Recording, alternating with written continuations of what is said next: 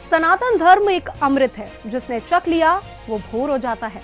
हरियाणा के होटल में बागेश्वर धाम की पदयात्रा के मंच से ये तीखा प्रहार किया गया। मध्य प्रदेश के पूर्व मुख्यमंत्री डॉक्टर नरोत्तम मिश्रा ने, जी हाँ, बाबा बागेश्वर कृष्ण शास्त्री की सनातन हिंदू पद यात्रा। नमस्कार, मैं वैष्णवी चौहान और आप देख रहे हैं सुदर्शन मध्य प्रदेश। बाबा बागेश्वर धाम की हिंदू पदयात्रा में आज हजारों की भीड़ उमड़ी और मंच पर डॉक्टर मिश्रा के शब्दों ने एक नई ऊर्जा भर दी। डॉक्टर मिश्रा ने कहा कि जो सनातन का विरोध करते हैं वे कीचड़ और लीचड़ की तरह है। कीचड़ तन खराब करता है और लीचड़ मन खराब करता है, इसलिए ऐसे लोगों से दूर रहना ही बेहतर होगा। उन्होंने आगे कहा कि सनातन अमृत है, लेकिन जैसे देशी घी, शहद और मिश्री सबको नहीं हजम होती, वैसे ही सनातन भी कई लोगों को हजम नहीं होता।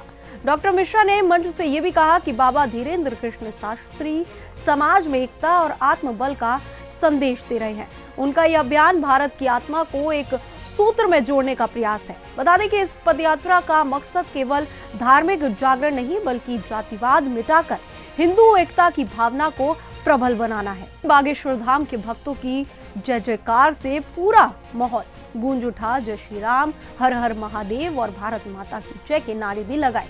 आज का संदेश साफ है कि सनातन धर्म सिर्फ आस्था नहीं, बल्कि भारत की आत्मा है और उसे कोई मिटा नहीं सकता है।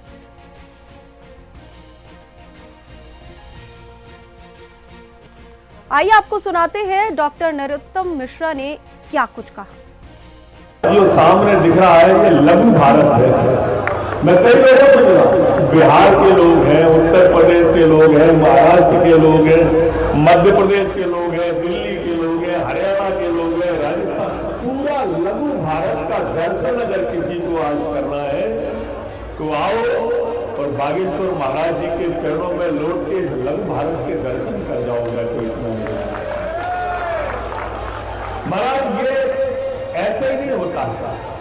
अपनी इच्छाओं को त्याग करे तब कोई संत बनता है। स्वयं को त्याग करके शंभू के चरणों में जो चला जाता है वह इस तरह का बनता है, और इसलिए लोगों को पीड़ा भी है। मैं तो महाराज इतना कहूंगा कि ये कीचड़ और लीचड़ से दूर ही रहेगा, दोनों से दूर रहना चाहिए। ये कीचड़ और लीचड़ है, क्योंकि कीचड़ तन को खराब करते हैं और लीचड़ मन को खराब करते हैं। इसलिए इन दोनों से दूर जो नहीं समझ सकते उन्हें मत समझाइए। और समुद्र खारा है, खारा ही रहेगा, इसमें शक्कर मत मिलाइए।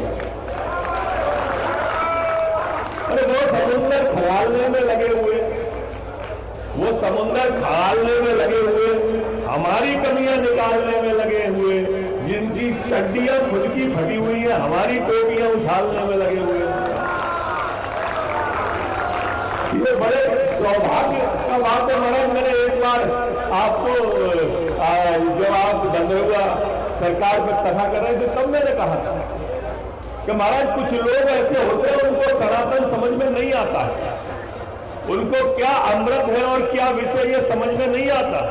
आपके सामने सुनाई थी मैंने, आपको कंठस्थ भी है वो, पर यहाँ बहुत सारी जनता बैठी है, उसके माध्यम से भी संदेश देना चाहता हूँ कि हमारे यहाँ पर देसी घी, गाय का घी हमारे यहाँ पर औषधि और अमृत माना गया है। लेकिन कुत्ता अगर उसको चाट ले तो वो मर जाता है। हमारे यहाँ पर महाराज श्री, हमारे यहाँ पर शहद जो मधुमक्खी का शहद है वो अमृत माना गया है आयुर्वेद में, लेकिन मक्खी अगर उसको चाट ले तो मर जाती है। कौवा जो नीम के पेड़ पर रहता है वो अगर नीम की निबोली को खा ले, नीम के फल को खा ले तो मर जाता है। मिश्री अगर गधे को खिला दे तो मिश्री औषधि है हमारे आयुर्वेद में, पर गधा मर जाता है।